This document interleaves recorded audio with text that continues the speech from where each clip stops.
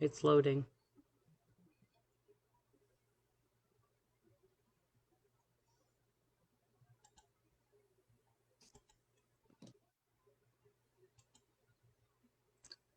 Okay, Mr. Lawson, we are live, friend.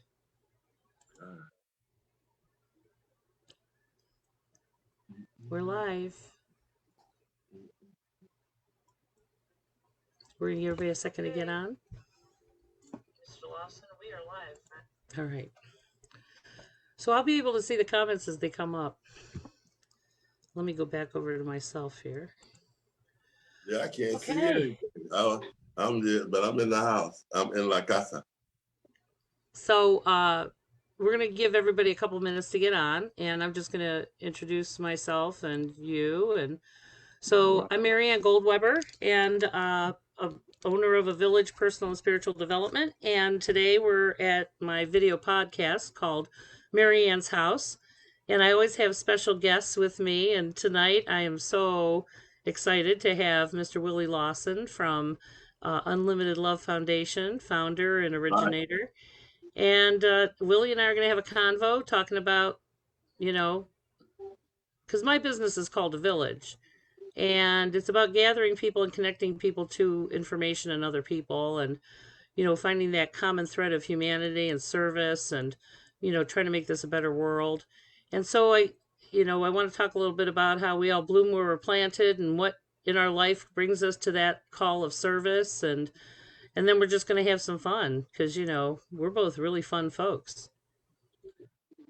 Me and you, Mr. Willie, you're a blast. So you're one of my favorite people. So if you look back historically to these podcasts, they're really people that I've met who've had extraordinary lives and have turned their life into something really amazing. And I love the backstory to that because I really think it's important for people to hear that no matter where you are in life or what happens to you, that you bloom where you're planted, and you don't have to have a lot to get started either, So anyway, I had to put my cheaters on so I can see you better. So anyway, so this is Mr. Lawson. Let me take a look and see how many people we got on Facebook here and what's going on over there. We got Sarah and John and Cheryl and hey, Sarah, John, Gerald. Who else we got? We got two different Kims. Hey, I love Kims. Heidi. Hey, I love Kims.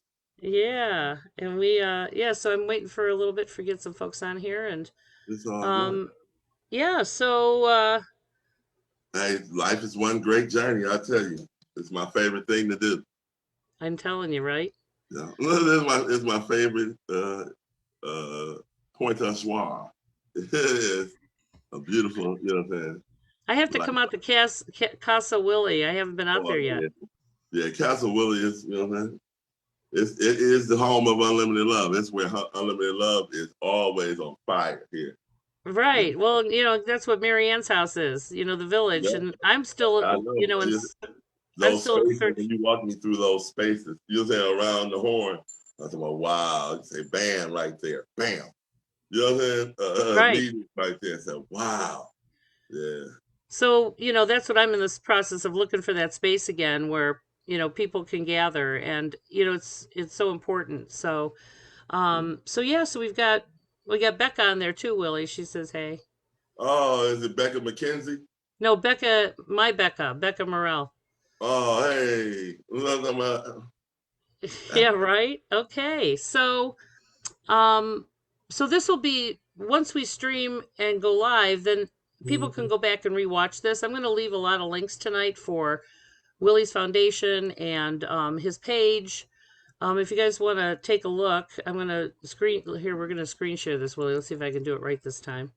What you screenshotting? I know I'm going to do your page. Hold on. Oh, okay.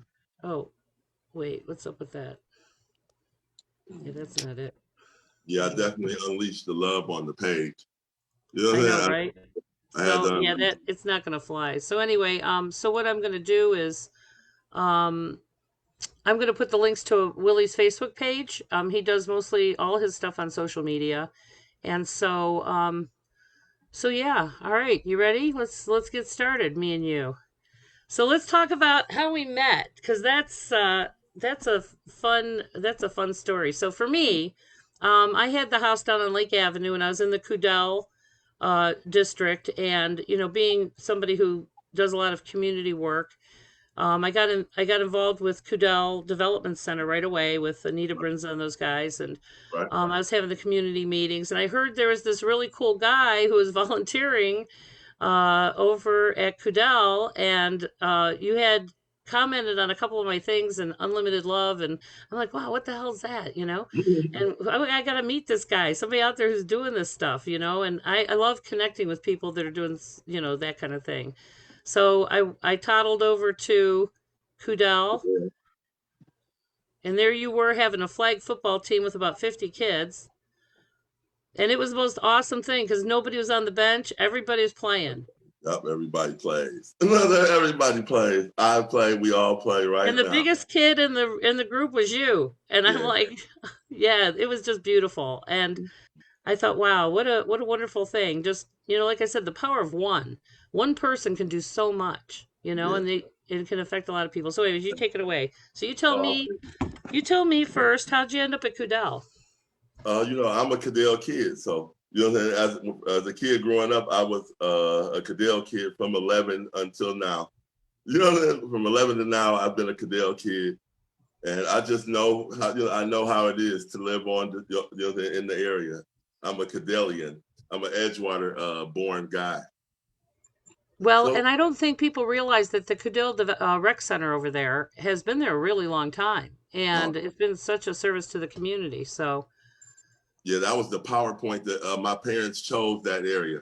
They said it's a rec center because they grew up outside Fairfax Rec Center. And when my mother and the giant family that we have came from Mississippi, they were directly across the street from Fairfax Recreation Center, and maybe 60 feet across from the door. So they all grew up as rec kids at Fairfax, and it looks just like Cadell, exact replicas outside. So that marked it. They say when they were looking at houses, it marked their life. They said, we want to move close to this place. They saw the rec center. They said, that looks like Fairfax. But it's Cadell. It's the Western Fairfax when they were both built at the same time. And so living in the city, and a lot of people may not completely understand living in an urban setting, because I've always lived in an urban setting myself, how important those recreation centers are to the neighborhood. Man, I mean, well, to everyone really, because it's a free service. You know what I'm saying? It's one of the only free services that you can actually get in the city of Cleveland doing anything. It is the command center for kids. You know what I'm saying? And teams and sports and all those things that seem to take up a kid's free time. You know what I'm saying? In a positive way. So that's where you go. That's where you go to get instruction. And I don't think, and again, like I said, I don't think that that sometimes people understand how valuable those rec centers are to the community. I had never known one. You know what I'm saying? So we lived on St. Clair, but I had never known a rec center until I went into Cadell. It was amazing. I was 11 years old, so I was a kid already. I had played sports, but not on a team. We didn't have any teams on St. Clair. There were no gyms in that way. And it was amazing. I couldn't believe it. I said, you guys grow up here all the time. Every friend I would meet, man, you guys had this the whole time. You could go to the lake and fish. And they had a fishing program. And then they would take us down to the lake and fish with the rec center. And then we eat hot dogs. I said, man, we don't do this stuff at my own house. But this is better than home. This is my new home. And Cadell had became my home since 11 years old. Right. So the programs that come out of those community centers aren't just like sports teams and things like that. There's all kinds of mentoring goes on with, like you said, fishing clubs. But it was a lot more. It was a lot more neighborhood involved when I was growing up. This is early 90s. This is not the 70s. But early 90s, there were from golf programs. It takes volunteers to really put these things together. Nobody's making money. So, what I'm saying? And somebody that wants to impact their neighborhood with their own personal life skill is always welcomed in. What I'm saying? To share that with the kids. That's amazing. And so again, if we want to support communities, those rec centers and those places are opportunities where, people come together and, and what I want to talk about what you do for the kids now, normally not under the COVID situation, but so you started out what, volunteering for? Volunteered for about 4 years. And I volunteered really, really heavily, almost like 40 hours a week. I did it full time. I was a full-time volunteer. And I wanted to really see, what I'm saying, even be it whether it was the balance between the employees and the kids and what is going wrong. You know what I'm saying? And so for the first 2 weeks, I said nothing to nobody but the manager because he knew me as we were growing up. He said, go ahead, Will, whatever you think you can do. I said, man, I might be able to do something to help this out. But I have to see if the universe gave me a message. I have to see how this aligns with actual people. You know what I'm saying? This is Right. one of the most important. So you sat and observed the inner workings of the center as it was at the point where you walked in it. Out, so from the time you were there as a kid and all the, cohesiveness, what did you see in that 2 weeks that you saw that there was a need? There were no adults in the park. It was unmanned. It was all kids. I mean, 100 or more kids just in one space with no adults outdoors. Outside to on the edges of the park where all the icky freaky things, happen. Right.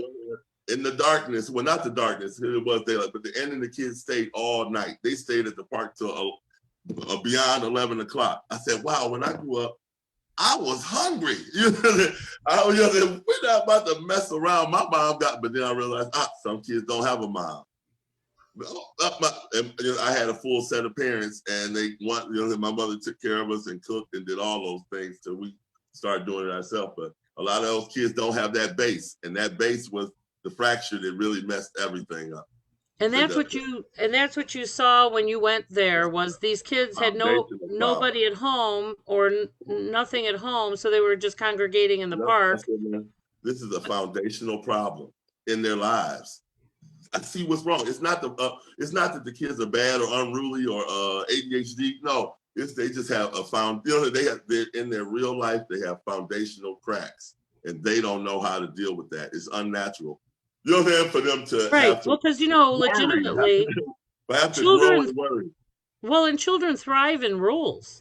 I mean, people don't realize that. And so when they're left to their own device and there's no point of reference, they don't know what to do. Like anybody else, you make mistakes, and then it kind of gets traumatic because you kind of bag yourself into a corner in an open field. You bagging yourself. So once I saw Willie doing what he was doing up there, I mean, he was the only adult out there in that yard, I have to tell you. And I was like, wow, people need to know about this. And there were a couple of people on the fringe that were trying to do some programs up there, but nothing that really stuck like yours. And then tragically, because Kudell is on the corner of West Boulevard between Madison and Detroit. Right. And Codell Development Center, and so Willie took it upon himself to be out there with the kids and just keeping them busy, and then there was the tragedy with Tamir Rice there. Oh no, no. I came in after that. I was I was working at a mechanic shop on the east side at the time when Tamir Rice actually died, but I know him, and I used to fix his mother's car. I fixed everybody's car on the East. They would all find their way to me because people said, that guy shows love. He's a mechanic with a heart. Right. So all of this was going on simultaneously, and that was kind of the icing on the cake. When I saw Cadell on that when I saw what happened at Cadell, in the same pavilion that I grew up in, the same area that I played with toy guns in. Yeah, it was in the same area. I said, wow, that touches soul right there. I said, that's you, Will, but that's not you. And I said, man, what's the difference? They said it was an adult sitting at the table that made the call, that was sitting at the table that did not intervene. You know what I'm saying? That's the difference right there. That's the village part of it. Right. That was missing. Right, approaching this kid and saying, what are you doing? That scenario down. The police shouldn't be called for every scenario because villages handle things. But you got to know your neighbor. You gotta be, you gotta be visible instead of invisible. Well, and I'm that mother. Like even when I was living in Euclid, I would sit on my porch and nobody sat outside in front. And the kids would walk by to go to school, and I'd be waving. They'd all thought I was crazy. Here's this woman just waving to crazy kids. And eventually they started, like, I'd say, hey, have a great day, learn a lot. And then on the way back, they're like, I got an A on my test. And they start sharing their day with me. And I'm just a lady sitting on my porch waving at them. And it doesn't take much to get involved or get engaged with kids. And it does take a village, and it takes a neighborhood. And that's the Social adults, challenge.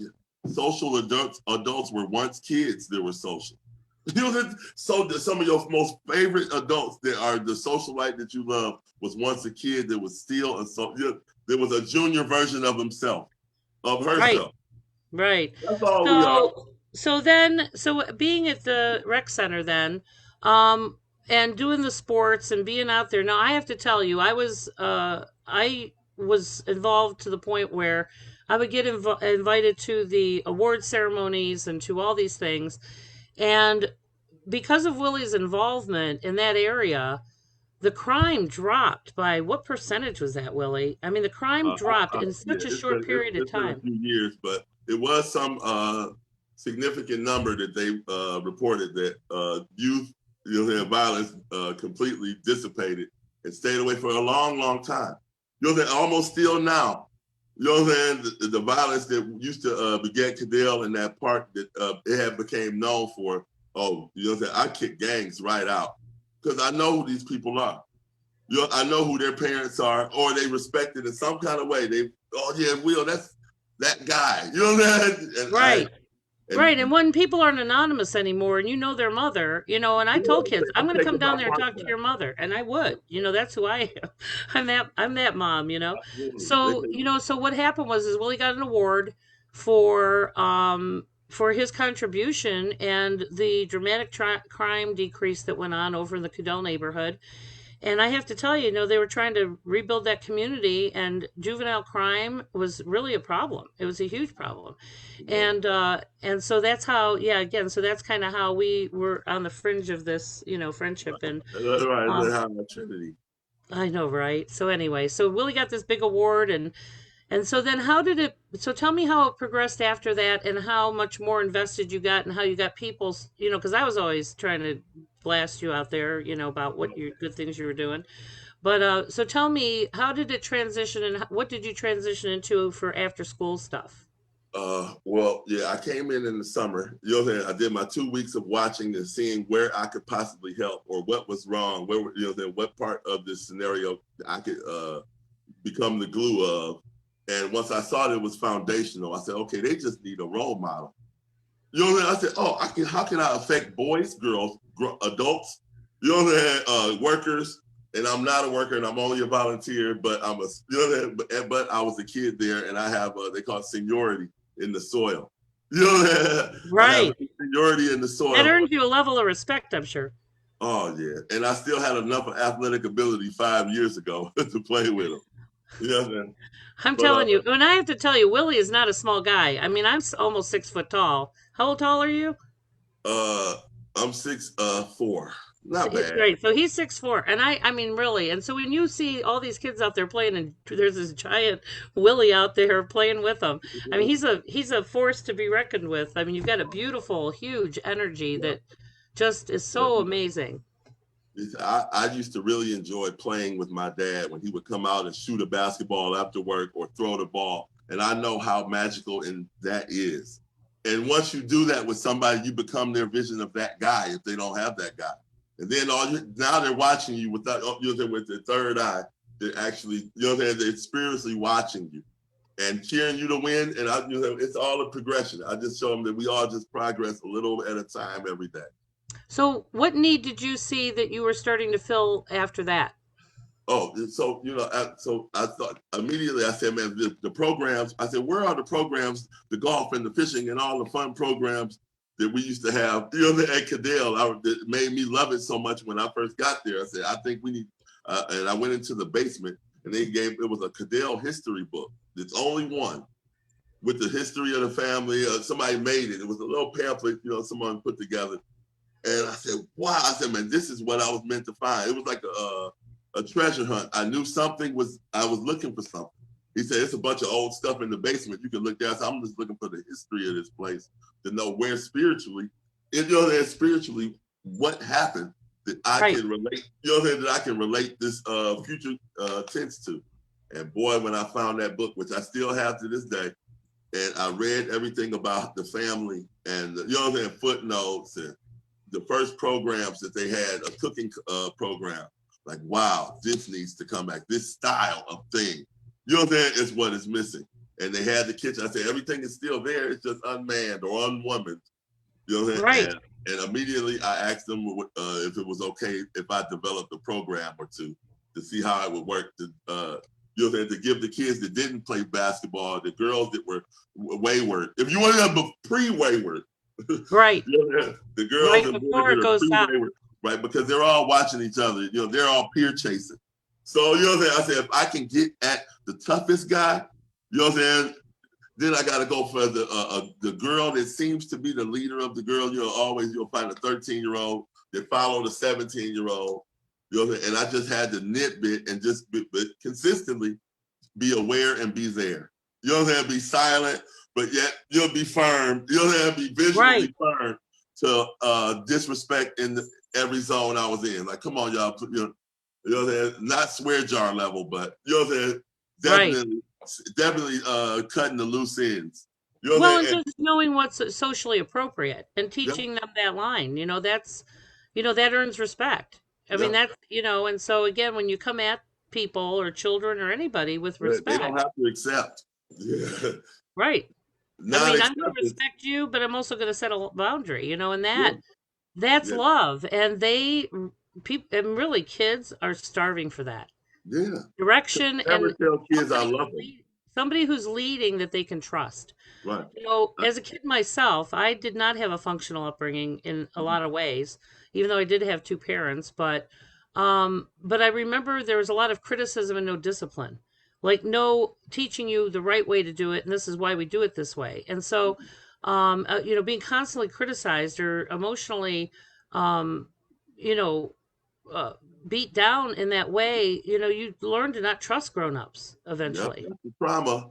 And the trauma begins. And the trauma begins. And that cyclical dysfunction that you and I have talked about before is the stuff that, we need trustworthy, leaders out there who are walking their talk, who kids they don't have anybody to really respect and look up to. That's so challenging. And so then you started, so what programs did you start beyond the flag football thing? We had I saw the girls. I knew I brought in some of my most empathetic friends. And we had we called it Soul Hoops, and we did ended up being girls and boys hula hoop program. It started off as I thought it was just going to be girls, and I didn't really think the boys would want to get down with it. But everyone, we were making hula hoops. We were enjoying our small time together. Always would bring fruit. And things that we could socially, have a little talking time and that's where everybody would actually get to know each other on a level more than just teacher and student or volunteer. I was really sitting with them. I was really, being in the moment, and being in the moment. And that momentum, it caught on them. Right, and listening, and it caught on. It's really fascinating how, I always say that a human being has really very few basic needs, which is to be loved, to be heard, to be understood and accepted. Mm-hmm. And when you can provide a child with that and consistently, that builds trust. But we need more leaders out there. And so it teaches trust. So this is the cool thing. So we have all these goofy community pages in every community, the ones that you're like, you got the crime group that do nothing but bitch about what's going on, but don't do anything about it. I'm on them. I love those people. I'm on them. Oh my God, right? They're hilarious. I see the pages. Oh my God. So that area has a couple of pages that I was involved in and Willie was involved in. And I have to tell you that, with all the community development that was going on there, people were just starting to show up and volunteer, which I thought was just awesome. Yeah. It began to happen. A connection with the neighborhood the seeding of it, it grew tiny little seedlings of volunteers that, you know, that still hold on to this day. Yeah, we had to build bridges. So tell me about the after school, the whole, like I just thought that was the coolest thing is Willie was teaching the kids how to cook for themselves. Oh yeah, so I started. I had to go back with the cooking program because I knew it spiritually belonged in that space, and the universe allowed it to be. And once again, I said, okay. They said, Will, how many people do you think are going to be in the cooking class? I tried to sign some little girls up and some boys that didn't play sports. I said, well, I think I got 63 signed up. So, but 63, how you going to have a program with 63 kids cooking safely? You know what I mean? So we had to create. You know, we didn't. We had to create a way. I bought a couple George Foreman grills. I think we made something small, like French toast kebabs. But it was a piecemeal where you piece things together. You know, and everybody do them together, and everybody takes turns in different stations. And it was just a little simple test to see if I could get this amount of kids to listen. And respectfully, they chose to listen. They respected that I was being there, that I was there for some reason. They didn't know why. And I never tell kids I love them. So they don't, all they know is I'm there and I'm some giant friend, like guy. You know, it was really funny. Well, because of the spiritual work I do talk to people's ancestors and stuff. And yeah, I talked to mine. I had somebody's, deceased grandma told me one day, she goes, Marianne, food is love. And what she meant was when you cut up food and you feed it to someone else, you're putting love in that food. So when they eat it, it's more satisfying. Oh, yeah. She said, this is why, so this is what she said. She goes, this is why fast food has no love.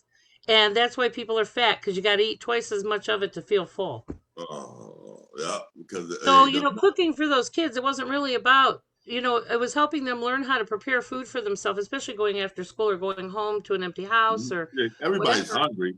But it was and after school, everybody's hungry, and creating that community with making food, but not only that, but also putting that love into preparing the food together. So when you eat it, it's more satisfying. Yeah, and so I would get people in the community to donate food. You know what I'm saying? My Vicky Simpkins, Vicky. Oh God, yes, Vicky was the first person to step to me completely and talk to me and donate to what she saw was happening. Vicky Simpkins was the first Edgewater person to embrace unlimited love, and she helped me. She was at the beginning. I knew I had zero connections. So now with COVID, and the rec center is not open at this point, right? No, the rec centers are open, but they're open in a minimal safe distance matter now. It's not, before you would have 60, 70 kids at the rec center. Now that number is dwindled down to maybe 10 or 15. That are allowed in there at one time. Yeah. Nope. Yeah, you can't play basketball. Like, you can only do basketball instruction. There is no basketball on the court. There's no swings on the swing sets. Got it. So how are you serving the communities now?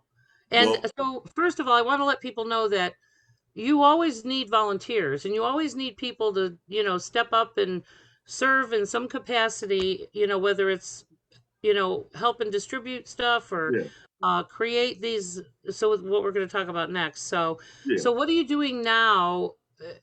And in the face of the COVID, how are you addressing the community now? Right. So I always I always have a list of all the kids that have been in my program. And they're on their social media. I'm one of their favorite social media guys. So they always reaching out to me via Instagram and Facebook, about when I'm coming back to their neighborhood. And I always like to go through there. And I'm always handing out burgers. I'm always handing out snacks. I always ride around with cases of snacks and waters in my car. Anytime I see a kid, I always make sure they know that. I always tell them it's love in the streets, and I hand them a couple of snacks, and I drive off hoping to see them again down the line, where they can know that that second meeting you get with me, it actually helps you. Love it helps you heal immediately because we Right. starve. So We so love the it. swings, there's nothing for them to do at the rec center directly, but you go through the Yeah, neighborhood and you I'm kids out. missionary. I'm in the streets. You are a missionary. We should call you Reverend Willie, really. I mean, No, but no, it's grassroots. You have to. right. I know what's happening, and the things are happening in those same creases that I talk about. Back, you know, what I'm saying, back sides of parks. That's why I always get out. Me and my dog will do a walk around, and I'm always social, even in the social Visible. distance. I'm always social. When you know somebody is watching you, look, and you trying to spread that protective energy. You know that visually with your eyes. You know, my So, eye guns. That's all I right. got. Oh, that's what I call it. You know, it was funny because when I was on Lake Avenue, it was before the park got taken over by the Metro Park. So Okay. Jay Westbrook and I, dude, I was chasing hookers off of Lake Avenue in cars with men, and I would stand out there with my cigarette, just stare this guy down, and finally till this hooker gets out of his car, and I'm like, look, don't be doing this over here in my neighborhood. There's kids here. We don't do this here. You know, you go take it on your street. But anyway, so yeah, I would stare him down, and Becca's like, oh my God, Marianne, you're gonna get shot. I said, you know, if this is how the universe wants to take me out, then this is what we're gonna do. But Yeah. same thing. I mean, when I was in Euclid, we had a cut through street, so all the dope boys would sit there and you know and wait for people to they would flash their lights and people. I go, don't do that here. I would come out on my porch and I'm like, you go do that somewhere else, but you don't do that here. Yeah. And I would just sit on my porch and that deters crime. Just turn on your porch light and sitting there. It Right. didn't take a lot. It's important. It's important to have some resistance to what's going on around you. Sometimes, you know, you Right. have sometimes you have to be part of the answer of the turning point. You know, Yeah, and by it's not a lot. resistance. You just got to turn on your porch light and sit out there. I mean, Yeah. they don't want nobody wants to be seen. Nope. And people get scared to stay in their house.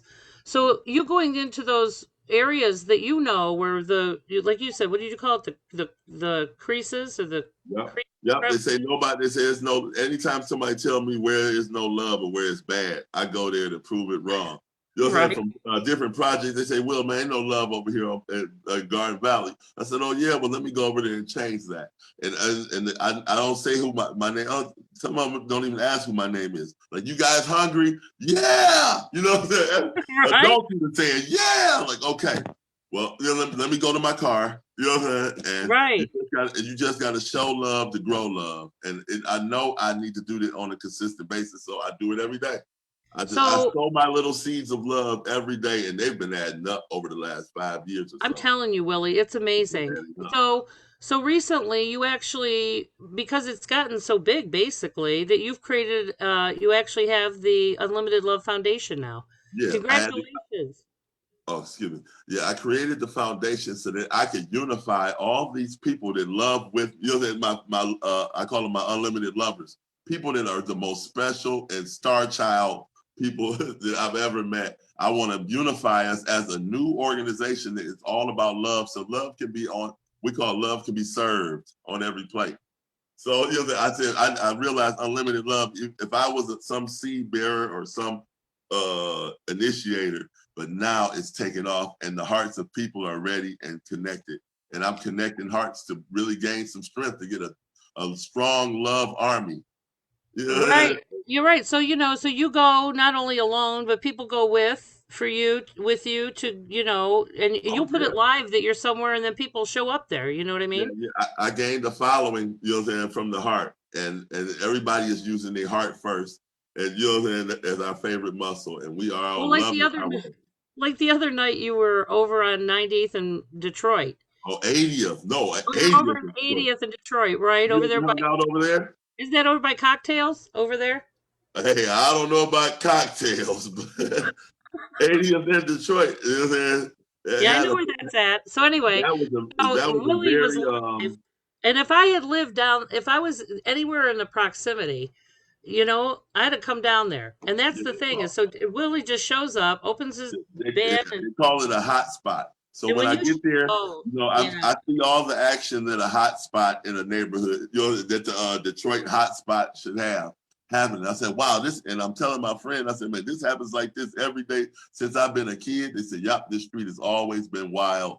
The police are riding through it, yeah. but they're not arresting anybody. But it's like they understand that it's a hot spot. And Absolutely. nobody is moving because the police are there. Everybody is still kind of hot. Right. Well, and there's a lot of, I mean, there's just a mixed bag of stuff goes on there too. I mean, you got everything It was from nice. prostitution to the dope boys to the, Yeah, young kids who got nothing to do. Yeah. So, yeah. so So again, I when I said, saw you down there turning on your radio and just handing out snacks, I'm like, damn, I wish I was like I within said, what? 10 minutes. I pulled up some chairs and we were just sitting in the shade next to this apartment building right on 80th, right next to the old St. John's Hospital. I'm not sure what that hospital is now, but it I don't know used to be what that St. is John's. now either. Yeah, Yeah, exactly. And so again, I bring my lawn chair and sit with you. And so that's the kind of stuff. And these are your volunteers, the people that show up with snacks or money yeah, for your foundation. People just coming down there and serving. Now, I was like when the before COVID and that after school program, Willie was has friends who own food trucks who would yeah. donate the food and come down there and feed the kids after school. I mean, that was just so beautiful. Like You so know, beautiful. that was part of my sports program. Is I made sure we had a community meal after every game in the flag football because I know how hungry the kids were and how important that if I fed them right then, they would go straight home and go to bed. They would have be exhausted. That's the last part of it is they needed that real nice nutritional meal that they weren't getting at home. So I start cooking food and serving it to them after every game so all the players could eat together in peace, and then we all would try to get out of the park before it was dark. And the food would help them go home early. So the best way for people to help you at this point, because you're so mobile and you're just showing up all over, unless it's some kind of organized thing where you're like, hey, Thursday I'm going to be over here, is the best way for them to do that is to give you money because again, stuff is hard to store and keep, and you can buy as needed what you need Yeah, as you go. So a cash donation is always a better way to go. yeah. Willie has a GoFundMe. He also has PayPal and Venmo and all those. And I'm going to put all those links in here um, after our live broadcast is over. So you tell me what would be what's best for you from people that want to be part of helping you out. All right. The first thing you want to do is I want you to educate yourself on what I'm doing, which is the Unlimited Love page via Facebook. There is the last five is at minimum the last 5 years of my Unlimited Love life since inception. You'll and where you can see every event I've ever done. You can binge watch what love that I've been my efforts at attempting to install love into the Edgewater neighborhood, and then it expanded to the entire city. So yeah, Right. that's So where. you don't just do this over there in Edgewater, Cudell, Oh and no, no, no. South of That's things. where I begun. But once after 4 years, the city decided that they would pick up my programming and let me create programs for the arts department. And they gave me a little. They gave me an hourly wage, and I started at I think three rec centers: Fairfax, Cadell, Clark, and Michael Zone. Four. Wow. Yep. And it was a challenge to meet new kids again, opposite of Cadell Rec Center, but and universally, I said, "Oh, it's Fairfax. That's where my parents grew up. I'm spiritually belong to make this happen again, to do it again." To attach myself to the lives of more kids and more adults in this universal glue way of love that is consistent that I refuse to stop. So And since you were in those rec centers, now with COVID, these kids still know you. So when you show oh up over there, they're like, "Oh my God, it's Willie!" And so yeah, yeah, that word spreads. They tell yeah. their And they friends. say, They and you have a handful of love. You still giving. Like, yep, still giving. I let them know the giving will never stop. so you just did not go back. You still go out there in those crevices, out in that Yeah. neighborhood, and the kids know you. And again, you're creating a presence, and that. Yeah, I care about people. I care about these. It's not like adult or kid. Everybody is just, it's human nature, and my human nature is very, very, very, very loving. And I really love the relationships that I created because I grew up under recreation, so I know those relationships can really, really help you outside of your home. stay safe and stay alive. Same thing. So again, the same thing with school. And so since kids don't have that safety net of school, and some I don't know if they're still doing some meal programs or not with COVID and everything with the kids, but you're filling in you're filling in the blanks, and there's that's a huge, without school. I mean, that is the safe place for most kids. Yeah. All we know is school. We don't know what without school is. This is going to be year one of the experiment of without school, especially in Cleveland Public, where they struggle in school. Outside of school, that's why it takes a community. This is where the village comes in. You know what I'm saying? And this is where the Unlimited Love Foundation, what we're trying to amass as fast as we can, which is a village of caring people that can be visual, they can be connected, and they can actually take care of of our own. You know what I'm saying? Minus calling the police. It's not about the police. It's being proactive to those things by trying to be loving neighbors. You know what I'm saying? We need more. And again, more love. Absolutely. I mean, again, unconditional love is like food for the soul. And so when people are watching the Unlimited Love page, they're going to see the areas you're in. They're going to see the cycle of how you do what you do. And so they can call you and donate. And if they, so choose to volunteer to help you out, you'll post those opportunities on there, right? Oh yeah, I definitely love to bring my friends together and network into our solution making. You know what I'm saying? It's because it's our. Like I said, I may have started it, but the foundation is all about the power of our. You know what I'm saying? Right. And it is so that again, when you're consistently volunteering or you keep track of that, of who those folks are, and and so Willie lets people know where to be and what to do and what he needs, and he posts all that on there. So it's because it's an itinerant ministry, okay, which means there's no really set location for it. It's very spontaneous and it's on the fly, and so it's not like these structured serving events. They just pop up and you got to be there. I've shown Unlimited Love all over the country. You know what I'm saying? I've traveled and just kept, we call it light the torch. I've been lighting the torch as the universe deems it to be so. And, in your neighborhood, so the home you live in and the area you live in now, that your home and your house has been up that place for generations. Yeah, my family's been here for almost 60 years, 50 years. So, Willie's kind of told me, and, tell him about your grandma and how this all happened. Well, my grandma was like a movie grandmother. Somebody would be a paid actor to commit to my grandmother's life. The way she loved unconditionally, and I mean the entire neighborhood. She was we call them big mothers from down south. She was a big mama. And, right. And I would always be underneath my grandmother, and I always loved the way she dealt with problems because she had 12 kids. I have 6 uncles and 7 aunts. Wow. That's 13. One of them died during birth, before I was born. But so she ended up with 12 on the afterborn. And I understood love based on what I saw in my life and what I thought was honorable. And my parents didn't understand that version of me as a kid. Giving away my lunch all the time, starving because I could eat at home. You know what I'm saying? Giving away. Some kid needed it more than you did. That was Jared. Jared does stuff like that. My father would call me a fool all the time. He said, you stupid. He may smack me in the head. You a fool. He's like, don't nobody, you can't love everybody. And I said, Dad, it's something in me telling me that this is what I'm supposed to do. He said, well, you're a fool and you need to stop it. You know what I'm saying? And all my life, I would keep loving. He said, well, boy, there you go. There go my loving son giving away. He said, well, give me my $20 back. You know, I don't have it. I gave it away to that guy. Well, I told him, I said, one day you'll understand. Right now, I got it, but the beat pulsed in me so hard to be that way.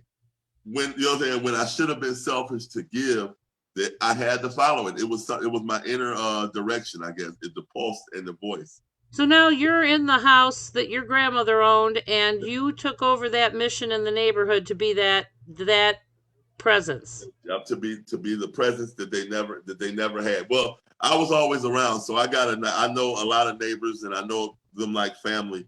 But I try to extend that family, with just the energy of compassion. Being a compassionate neighbor, I love to cut everybody's grass. I love to do things that connect us as neighbors. That force us to talk. I love to take out people's trash. I pick up litter up and down the block for life. And I garden. So I got the best garden. I got one of the best gardens in the city right now. Well, and this is what I think the challenge for most people is they don't realize that you can just bloom where you're planted. And you don't have to follow you around the city. That people can do this in their own neighborhoods, in their own communities, and be that. Yeah, you can show unlimited love anywhere in the world. Once you understand it, and what we're going to try to do is start showing love together. Listen, small challenges where my Unlimited Love Foundation members we'll all do the same thing, whether we're picking up litter on one day all over the country, all over the world, where we all do it and we all prove that we can show love and be unified over time and space. Well, and that is what the Unlimited Love Foundation is. It's the connection of that. Absolutely. And again, it doesn't have to be where you do it in your way. It can be wherever you are. It's even greater if you're not here. It's even greater if you're in your own neighborhood. Well, it's so funny. So because of COVID, I, for the first time in my life, am staying out in the suburbs. Okay. And I have to tell you, it is the most disconnected community. The suburbs are ghost towns. Well, nobody has a porch, and everybody's on the patio, and nobody talks to each other. I mean, I wave at people as they're walking their dog, and people don't know what to do when you acknowledge them. They don't wave back. They just stare at you, and it's like the most unbelievable. So again, those, the suburbs and the patios on the back, and the lack of, the lack of like neighborhoods, where one mom's watching out for all the kids and she'd yell at you just like her own. That does not go on here at all. And it was fascinating to me because I've never lived in a community that was like that. I mean, it's just been fascinating to me. They're financially advanced, but they're socially digressed, because they're so it's isolating. Everybody's working so hard and nobody's ever home. Now they're and they're so isolated in their own home, and that's where a lot of dysfunctional stuff starts to happen. When you're isolated and nobody's getting a different perspective out of that thing. So I'm not putting the suburbs down, but I'm just saying that anytime communities or people get isolated, it gets dysfunctional very quickly, and we do need each other. We have to reach out and be neighborly. And so again, so let me tell you, I've been the weirdo sitting on the driveway waving at folks, and I don't really live here. But they're looking at me like, who the hell are you? And so now they all wave back. So it only takes one person to really start a ripple, And I have no trouble being that person ever. And so, so I'm just so grateful for you, Willie, and the work you're doing out there. And I hope you guys are really just inspired to, like I said, so many times I see, especially here. Everybody, again, I see people where all the lawns are mowed except one house. And I'm like, why can't somebody go over and ask that person why their lawn's not mowed? Are they old? Are they sick? Just do it. Right. Be proactive. Oh my God. Anyway, so again, look around. There are so many things that we can do, even though we're being more socially conscious about how we're interacting with each other. You can go out and do these things. It doesn't take a lot of effort. It really doesn't take a lot of money. But, in the degree that Willie's doing it, I hope that, you can offer him support because he's going into, areas that most people would be afraid to go.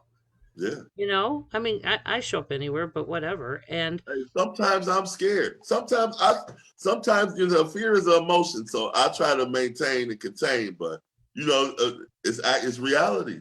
Well, but you again, when that feeling comes over you that there's something's up, something's probably up. And Yeah. that's that fight or flight fear that is healthy. But people are so consumed with illusionary fear that's being perpetrated now that's keeping people artificially disconnected through hate and Yeah, social media judgment. doesn't help us in that No, way. it's horrible. And again, Yeah. there's less to fear than we think. And so like I said, I'm so grateful for your friendship, Willie. I mean, just just Hey, seeing the work that you're doing out there and the kids that you've helped, and it's so funny when you do this work. It's kind of like handing out maps and compasses, mhm. and you're only with people for a short time and off they go. And I never get to really always hear the backstory. That we're creating a ripple, but once in a while that person comes back and says, you made an impact on me. Oh my God, yes. I mean, it's because we're a family now. They don't have to come back. You know what I'm saying? Right. I really stay on top of my family. You know what I'm saying? And we really are not a nuclear family, but very Cosmic. connected. You know what I'm saying? Very Well, connected under the like two family. time We're all thing. connected by humanity. The fact that you know, these And I can't fallible wait. I go to bodies. a lot of graduations, and I give out a lot of birthday money because I want them to know that I'm always watching, and that, you know, and I really care. And really caring is showing up more than anything else. It's Yes, just putting up an effort to be there, showing and up. that's the big deal. That's the big deal to Absolutely. kids, is seeing somebody cheer them on, whether they know you or not. That human connection is amplifying. Absolutely. Absolutely. Well, let me take a look and see if there's any questions for us before you go. Oh, it's all. Uh, quickly on Facebook here. Yeah, Joe, Gene McKenzie's on. Oh, I Willie love is a it. great Gene is guy. my coach. Gene is my first recreational coach at Michael Wow. Zone Center that became my Really? father. He's my I love father right now. He's been with me since I was 12, well, 13 years old. A Well, recreation coach that has been my mentor I patterned my life after him, kind of. wow. And that's it, is that, it does take a A village. real And connection. the people that I call, that you call family aren't necessarily people that you're related to. No, You know, that's a some good. people's, some people's family of origin Mm, have such generational dysfunction that they'll never be able to heal that, in the way that is going to create that family. So, it really does take a village, and it does yeah. take unlimited love.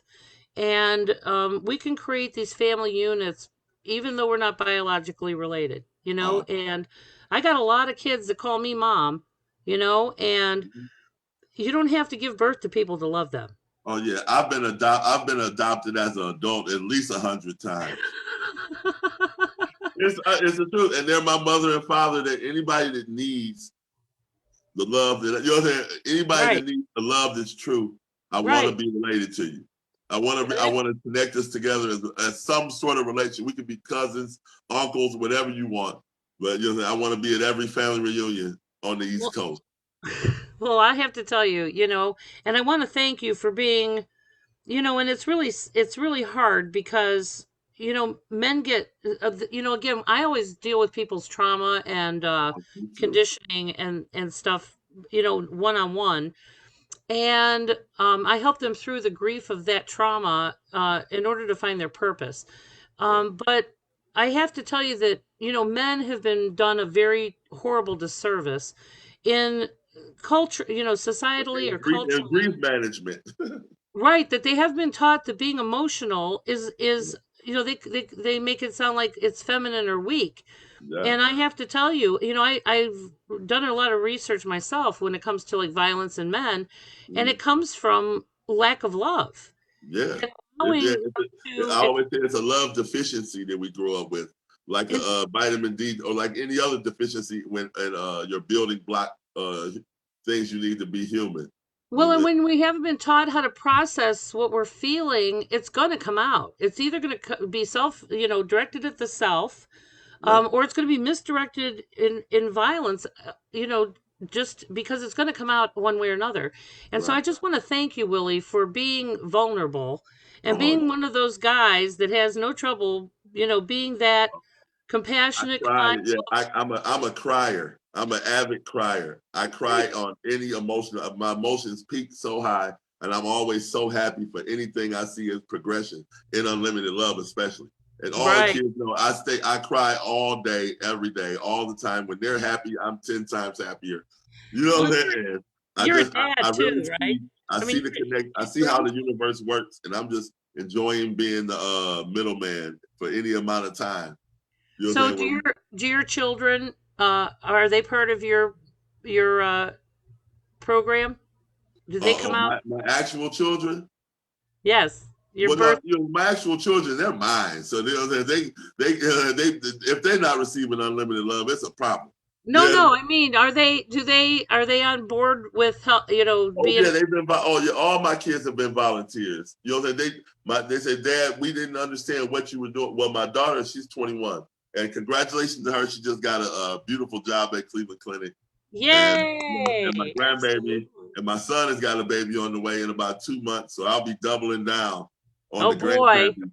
You know, on you're the like the best grandparent. grandpa ever, for real. So But that's like my son Jared. Jared. I did a video with Jared on here, and our whole life has been serving. I said Jared's heard more leads than most people who've been in AA their whole life. I mean, Jared has been to hospice. He's, and again, it's what makes him the most kind, loving person that he is. I'm one of the biggest Jared Goldweber fans there is. Service is part of who we are. Right. He's the kid who would give away his lunch. He would do Yeah. that, and because, that's He's a just fool too.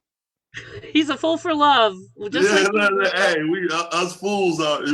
We're winning now. We Well, were I'm telling fools. you. So again, I just want to thank you for being one of those guys out there who are not afraid to be vulnerable, who are not afraid to take risks, personal Yeah. risks to serve and help others. And I know that you're going to be a huge inspiration. You are to me, and my kid loves you just as much as you love him. And Oh and yeah. uh and again, I can't wait to see what all this brings. And I'm hoping and praying that we come together and really start to heal some of these divisions, and Hey, it's it happening. only happens if people go first. So Hey, the count me movement in. has begun. I'm all about unlimited love.